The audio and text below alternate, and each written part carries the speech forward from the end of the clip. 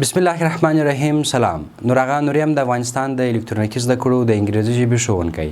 هیله ده چې تاسې ټول جوړ او روغ اوسیږئ. د ژوند چارې به مو په خیر وي. د انګریزي ژبې د زده کړې د لړۍ یوڅلویشتم درس ته په خیر راغلاست.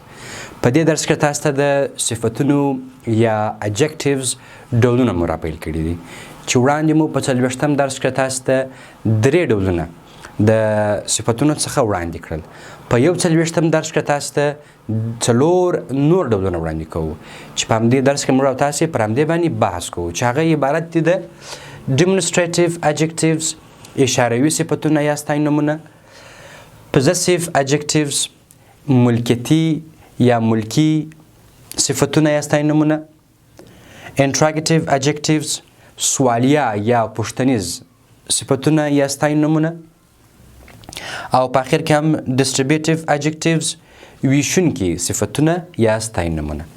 اوس تاسو ته هر یو په تعریف او همدارنګه د مثال له مخې وړاندې کوو.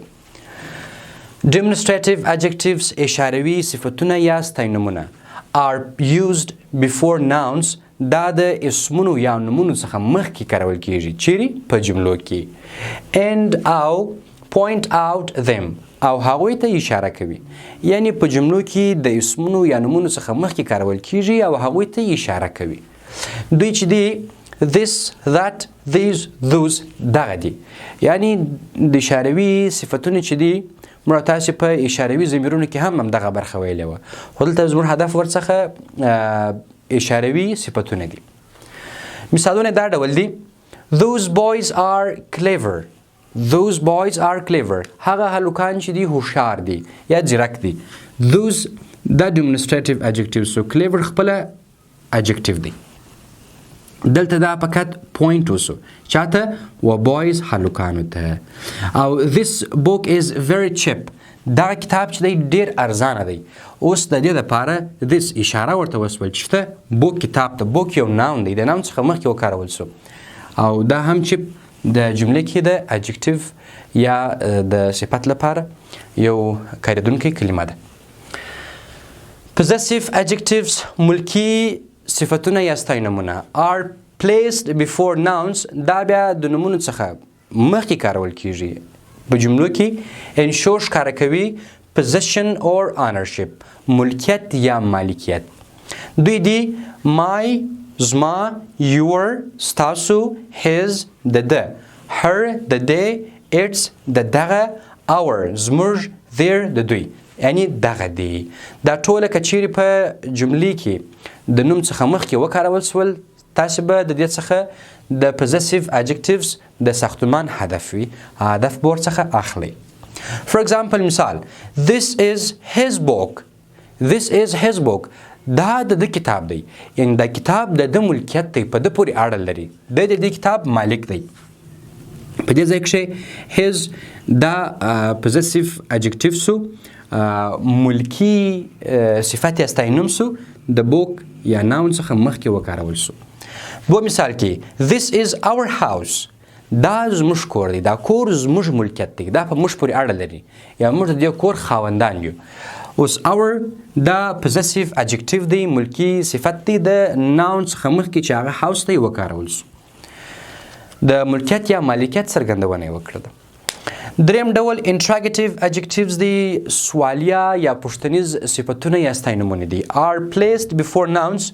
دا هم په جملو کې د نومونو څخه مخکې کارول کیږي. and ask a question. فقط یو پوښتنه کوي، یو سوال کوي. دا چې دی whose، which، what دغه دی، یعنی په دوی باندې پوښتنه کیږي. for example مثال: whose pen is this. دا د چا قلم دی. whose په دې باندې یو question یو سوال وسو. دوام مثال کې what time is it. what time is it څو بجې دي. what time is it څو بجې دي. همدغه هم interrogative adjectives ولا چې د ساده وساده مخکې مو هم دا ویلي ول، لوستلي مو. distributive adjectives دا به چې دی ویشونکي صفتونه دي یا ستاینومونه دي. are placed before nouns. دا بیا د نومونو څخه مخکې کارول کیږي په جملو کې and او indicate اشاره کوي each person of a number or a group. د یو ګروپ یا یو شمیر خلکو و هر فرد ته بیل بیل اشاره کوي، یعنی بیل بیل پکې مشخصوي. مثال for example each student had a computer. هر شاګرد یو کمپیوټر درلودی.